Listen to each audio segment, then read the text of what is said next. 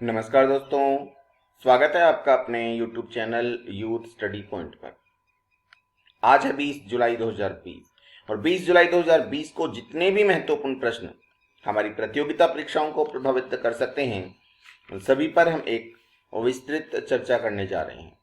अपनी चर्चा का मूल आधार रहेगा राजस्थान करंट अफेयर्स के साथ साथ राष्ट्रीय और अंतरराष्ट्रीय स्तर का करंट अफेयर। वीडियो के अंत में आपसे एक विशेष प्रश्न पूछा जाएगा जिसका उत्तर आपको कमेंट बॉक्स में लिखना है। तो हम चर्चा करते हैं अपनी आज की उस विशेष वार्ता को और सबसे पहले चलते हैं हमारे कल के उस प्रश्न की ओर जो आपसे पूछा गया था।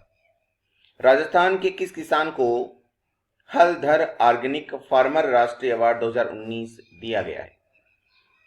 4 विकल्प दिए गए थे, सुरेंद्र अवाना, सुंडाराम, हिम्मताराम या जगदीश प्रसाद। तो इसका सही उत्तर था सुरेंद्र अवाना। दोस्तों, यदि आपको ये वीडियो अच्छा लगे तो आप इसको लाइक जरूर करें और जिन्होंने अब तक सब्सक्राइब नहीं किया है वो सब्सक्राइब भी कर लें। तो आज का पहला प्रश्न आपके सामने, और पहला प्रश्न है, राजस्थान में जन सूचनाओं के तहत कितनी योजनाओं को शामिल किया गया है? 40 योजनाओं को, 51 योजनाओं को, 71 योजनाओं को या 61 योजनाओं को? तो इसका सही उत्तर है 71 योजनाओं को।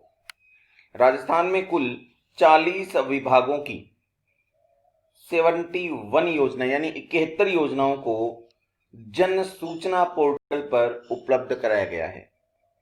यानी हाल ही में जो जन सूचना पोर्टल लॉन्च किया गया है, उस जन सूचना पोर्टल पर कुल 71 योजनाओं को उपलब्ध कराया गया है। इस पोर्टल पर नागरिक सार्वजनिक वितरण प्रणाली, इसको आप राशन कहते हैं, राजस्थान किसान कर्ज माफी योजना, पालनहार योजना, SBM यानी जो मुफ्त शौचालय योजना है, या मनरेगा आदि जो योजनाएं हैं, उन सभी 71 प्रकार की योजनाओं को एक साथ एक ही पोर्टल पर उपलब्ध करवाया गया है और नाम रखा गया है जन सूचना पोर्टल। तो इंपॉर्टेंट प्रश्न है, आप जरूर याद रखेंगे। अगला प्रश्न है, भारत के किस राज्य में कचरे से बिजली बनाने के लिए वेस्ट टू एनर्जी पहल की हाल ही में शुरुआत की गई है? विकल्प हैं राजस्थान, उत्तराखंड, उत्तर प्रदेश या मध्य प्रदेश। तो इसका सही उत्तर है 2 नंबर विकल्प उत्तराखंड। उत्तराखंड में कचरे से बिजली बनाने के लिए वेस्ट टू एनर्जी पहल की शुरुआत हाल ही में की गई है। उत्तराखंड पर्यावरण संरक्षण और प्रदूषण नियंत्रण बोर्ड यानी UEPPCB, उत्तराखंड पर्यावरण संरक्षण और प्रदूषण नियंत्रण बोर्ड के अनुसार इस कचरे से 5 मेगावाट तक बिजली उत्पन्न की जा सकती है। वह प्रदूषण पर भी अंकुश लगाया जा सकता है। उत्तराखंड में पहाड़ी प्रदेशों में ठोस कचरे के निपटान के लिए लैंडफिल की अनुपलब्धता की समस्या को हल करना है। उत्तराखंड में 13 से 10 जिले ऐसे हैं जो पहाड़ी क्षेत्र में आते हैं। उन्हीं पहाड़ी क्षेत्रों में जो ठोस कचरा है, उस ठोस कचरे को एनर्जी में बदलने की शुरुआत की गई है। यदि अपन बात करें उत्तराखंड की, तो राजधानी है देहरादून, मुख्यमंत्री हैं त्रिवेंद्र सिंह रावत और राज्यपाल हैं बेबी रानी मौर्य। हाल ही में ग्रीष्मकाल के लिए राजधानी को बदलकर गैरसैंण किया गया है। इसके बाद है अगला प्रश्न, हाल ही में जारी वैश्विक विनिर्माण जोखिम सूचकांक 2020 में भारत का कौन सा स्थान है? पहला, दूसरा, तीसरा या चौथा? तो इसका सही उत्तर है तीसरा स्थान है। गत वर्ष भारत चौथे स्थान पे था, लेकिन एक और स्थान की छलांग लगाकर भारत अब तीसरे स्थान पे पहुंच चुका है। ग्लोबल मैन्युफैक्चरिंग रिस्क इंडेक्स 2020 में भारत तीसरे नंबर पर आ चुका है। पहले नंबर पे जहां चीन है, दूसरे पे अमेरिका है, और भारत अब मैन्युफैक्चरिंग के मामले में तीसरे स्थान पर आ चुका है। यह विश्व की तीसरी सबसे बड़ी विनिर्माण स्थान बन चुकी है। उसके बाद है, भारत सरकार ने आत्मनिर्भर भारत अभियान को बढ़ावा देने के लिए कुल कितने पोर्टलों को हाल ही में लॉन्च किया है? 4 पोर्टल, 5 पोर्टल, 7 पोर्टल या 8 पोर्टल? इसका सही उत्तर है कुल 5 पोर्टलों को लॉन्च किया है। भारत सरकार ने आत्मनिर्भर भारत अभियान को बढ़ावा देने के लिए कुल 5 पोर्टलों को लॉन्च किया है, यानी इसका सही उत्तर है 2 नंबर विकल्प। 17 जुलाई 2020 को भारत सरकार ने नवाचारों को बढ़ावा देने हेतु विभिन्न संगठनों द्वारा पोर्टल लॉन्च करने की घोषणा की थी, जिसके तहत भेल द्वारा ऊर्जा के लिए एक पोर्टल लॉन्च किया, नाम रखा गया भेल। ऊर्जा के लिए एक पोर्टल लॉन्च किया गया। उसके बाद है, विनिर्माण के लिए CMFTI नामक पोर्टल लॉन्च किया गया। मशीन व टूल्स के लिए HMT पोर्टल लॉन्च किया गया तथा मोटर वाहन क्षेत्रों के लिए ICT और ARAI नामक 2 अलग अलग पोर्टलों को लॉन्च किया गया है। इसका मुख्य उद्देश्य है आत्मनिर्भर भारत अभियान को बढ़ावा देना। इसके बाद है अगला प्रश्न है, हाल ही में भारत की सबसे अमीर महिला रोशनी नाडार मल्होत्रा किस कंपनी की चेयरमैन बनी है? रोशनी नाडार मल्होत्रा, जो कि भारत की सबसे अमीर महिला है, किस कंपनी की चेयरमैन उनको हाल ही में बनाया गया है? विकल्प हैं HCL टेक्निकल, पेटीएम, गूगल या फ्लिपकार्ट। तो इसका सही उत्तर है HCL टेक्निकल। रोशनी नाडार मल्होत्रा नोएडा में स्थित IT कंपनी HCL टेक्नोलॉजी की हाल ही में नई अध्यक्ष बनाई गई है। वे सूचीबद्ध भारतीय IT यानी सूचना प्रौद्योगिकी कंपनी की प्रमुख बनने वाली पहली महिला हैं। इसके बाद है अगला प्रश्न है, भारत ने साइबर खतरों से निपटने हेतु किस देश के साथ हाल ही में समझौता किया है? इजराइल, अमेरिका, जापान या ब्रिटेन? तो इसका सही उत्तर है इजराइल। भारत ने इस समय बढ़ते साइबर खतरों को देखते हुए इजराइल के साथ एक समझौता किया है। यदि अपन बात करें इजराइल की, तो राजधानी है यरूशलेम और वहां के राष्ट्रपति हैं नेतन्याहू। इजराइल में ही तेल हबीब में एक गली यानी स्ट्रीट का नाम बदलकर टैगोर स्ट्रीट यानी टैगोर गली रखा गया है। यह प्रश्न पूछा जा सकता है कि किस देश में एक गली का नाम, एक स्ट्रीट का नाम टैगोर स्ट्रीट रखा गया है? तो आपको नाम याद रखना है इजराइल, और इजराइल में भी तेल हबीब की एक गली में एक नाम रखा गया है टैगोर स्ट्रीट। कई बार इजराइल की संसद का नाम पूछ लिया जाता है, तो आपको नाम याद रखना है नेसिट। इजराइल की संसद का नाम है नेसिट, KNESSET, नेसिट। उसके बाद है आज का अगला प्रश्न है, PM स्वनिधि योजना में प्रथम स्थान किस राज्य ने प्राप्त किया है? राजस्थान, उत्तराखंड, उत्तर प्रदेश या मध्य प्रदेश? तो इसका सही उत्तर है मध्य प्रदेश। मध्य प्रदेश ने PM स्वनिधि योजना में पहला स्थान प्राप्त किया है। वर्तमान में यह योजना मध्य प्रदेश के 378 नगरीय निकायों में लाभार्थियों को लाभान्वित कर रही है। अब तक 8,70,330 स्ट्रीट वेंडर इसमें पंजीकृत हो चुके हैं। स्ट्रीट वेंडर से मतलब है कि जो गलियों में रेहड़ी वाले हैं या छोटी छोटी दुकानों वाले हैं, वो अब तक 8,70,330 अपना पंजीकरण करा चुके हैं, जिनमें से 1,70,000 को पहचान पत्र व वेडिंग सर्टिफिकेट जारी भी किए जा चुके हैं। अब अपन बात करते हैं मध्य प्रदेश की।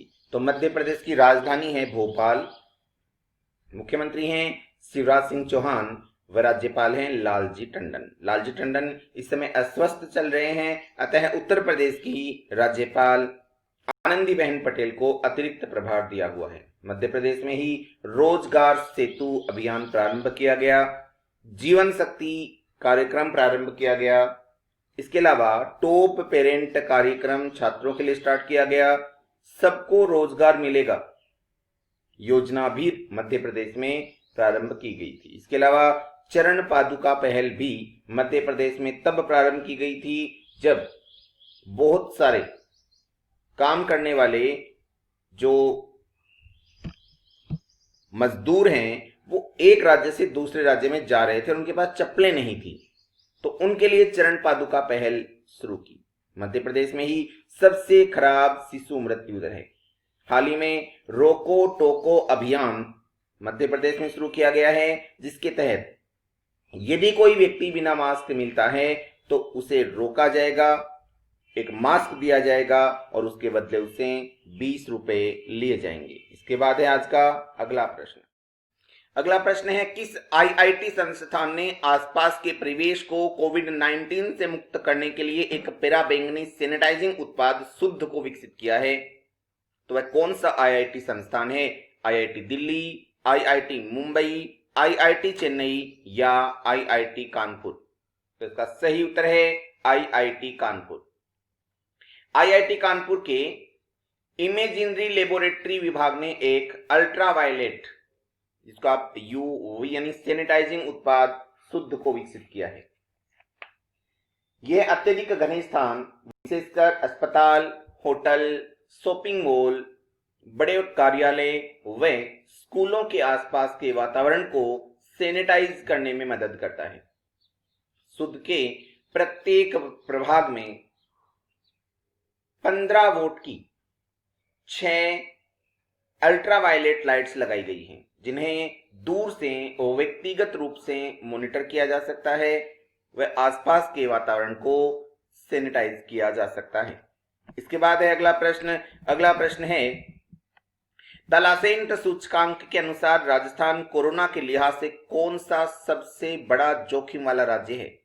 7वां, 8वां, 11वां या 12वां राज्य? तो इसका सही उत्तर है 12वां सबसे ज्यादा जोखिम वाला राज्य बना हुआ है राजस्थान। वस्तुतः सबसे ज्यादा जोखिम वाला राज्य है मध्य प्रदेश यानी एमपी, उसके बाद उत्तर प्रदेश, महाराष्ट्र, इनका नंबर आता है। लेकिन हम राजस्थान की बात कर रहे हैं तो राजस्थान सबसे ज्यादा खतरे वाला 12वें नंबर का राज्य बना है। विश्व की सबसे पुरानी और चर्चित मैग्नीज है तलासेंट, और उसी मैग्नीज में ये खबर छापी गई है कि भारत में मध्य प्रदेश सबसे खतरा वाला राज्य है और राजस्थान 12वां सबसे ज्यादा खतरे वाला राज्य कोविड-19 के लिहाज से बना हुआ है। उसके बाद है अगला प्रश्न। अगला प्रश्न है, किस राज्य में हाल ही में स्मृति वन का उद्घाटन किया गया है? विकल्प हैं राजस्थान, उत्तराखंड, उत्तर प्रदेश या मध्य प्रदेश। तो इसका सही उत्तर है उत्तराखंड। 2 नंबर विकल्प सबसे ज्यादा सही उत्तर है। उत्तराखंड में हाल ही में स्मृति वन का उद्घाटन किया गया है।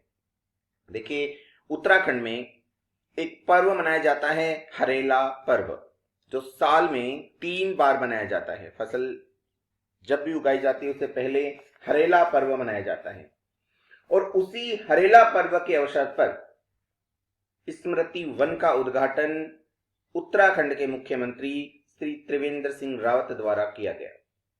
यदि अपन बात करें उत्तराखंड की, तो उत्तराखंड की राजधानी है देहरादून, जबकि ग्रीष्मकालीन राजधानी बनाई गई है गैरसेंट।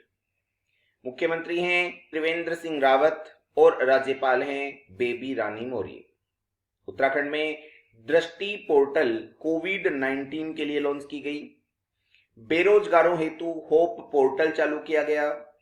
भारत का पहला लाइकेन पार्क भी उत्तराखंड में स्थापित किया गया है। यहां पर एक त्योहार मनाया जाता है फूल देई त्योहार, जो बहुत बार परीक्षा में पूछा जाता है कि फूल देई त्योहार कहाँ मनाया जाता है। आपको बताना है उत्तराखंड में मनाया जाता है। यहीं पर एक नेशनल पार्क है जिम कॉर्बेट। इसलिए बता रहा हूं क्योंकि जिम कॉर्बेट भारत का सबसे पुराना यानी पहला नेशनल पार्क है, जिसका पुराना नाम है हेली नेशनल पार्क, और उत्तराखंड में ही फूलों की घाटी भी प्रसिद्ध है। इसके बाद है अगला प्रश्न। अगला प्रश्न है, किस आईआईटी संस्थान द्वारा मेडिकेब नामक पोर्टेबल अस्पताल को विकसित किया गया है। पोर्टेबल का मतलब है जिसे एक स्थान पे दूसरे स्थान पर आसानी से ले जाया जा सकता है। तो किस आईआईटी संस्थान द्वारा मेडिकेब के नाम से एक पोर्टेबल अस्पताल को विकसित किया गया है। विकल्प है IIT Delhi, IIT Mumbai, IIT Chennai या आईआईटी कानपुर। तो सही उत्तर है आईआईटी चेन्नई या मद्रास, एक ही बात है। तो एक पोर्टेबल अस्पताल जिसका नाम रखा गया है मेडिकेब को विकसित किया है। इसके बाद है अगला प्रश्न। अगला प्रश्न है, TIFF 2020 की ब्रांड एम्बेसडर हाल ही में किसे नियुक्त किया गया है। विकल्प है करीना कपूर, अनुष्का शर्मा, प्रियंका चोपड़ा या करिश्मा कपूर। तो इसका सही उत्तर है प्रियंका चोपड़ा। TIFF यानी टोरंटो इंटरनेशनल फिल्म फेस्टिवल 2020, पुनः बोल रहा हूं, TIFF यानी टोरंटो इंटरनेशनल फिल्म फेस्टिवल 2020 की ब्रांड एम्बेसडर बॉलीवुड से प्रियंका चोपड़ा को चुना गया है।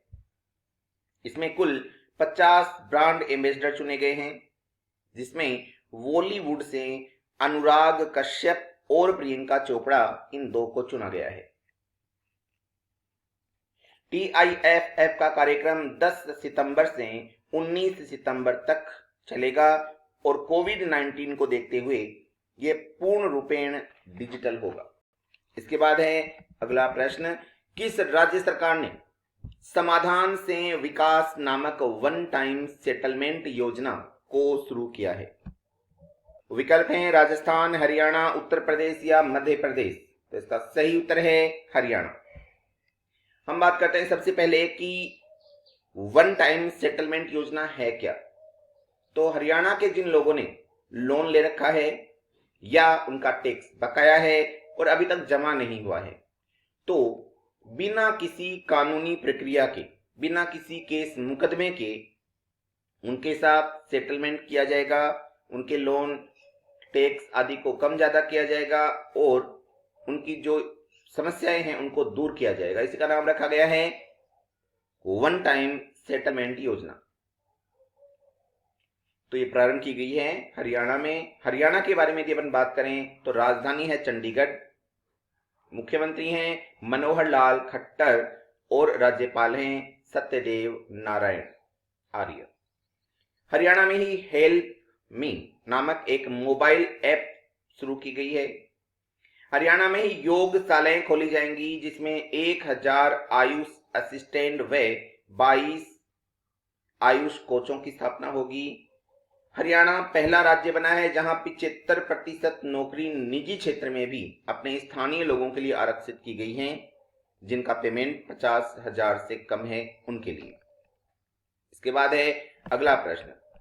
अगला प्रश्न है, राजस्थान सरकार ने पर्यटन परियोजनाओं को बढ़ावा देने के लिए किस संस्था के साथ समझौता किया है।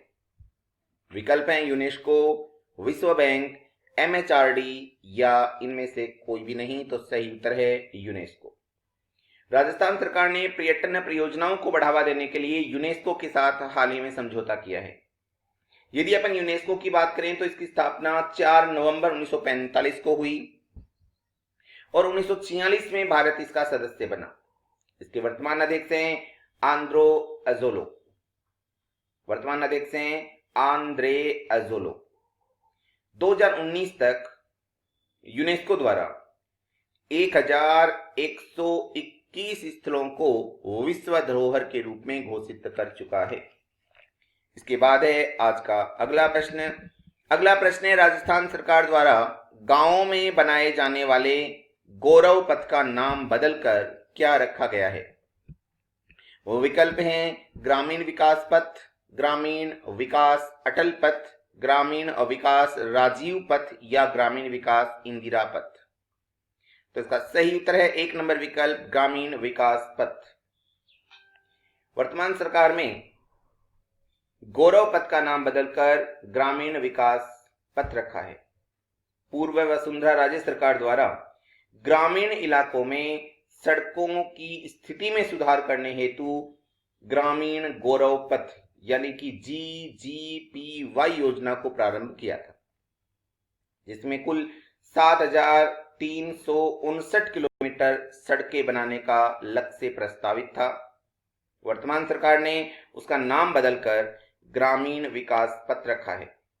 यह पंचायत मुख्यालय पर बनाया जा रहा था और इसका कार्य चल रहा था। अब है आज का अपना विशेष प्रश्न, जिसका उत्तर आपको कमेंट बॉक्स में लिखना है। और आज का प्रश्न है, राजस्थान का मेडिकल डिवाइस पार्क कहाँ स्थापित किया जा रहा है? जयपुर, जोधपुर, बीकानेर या गंगानगर? इसी के साथ आज की अपनी वार्ता समाप्त होती है।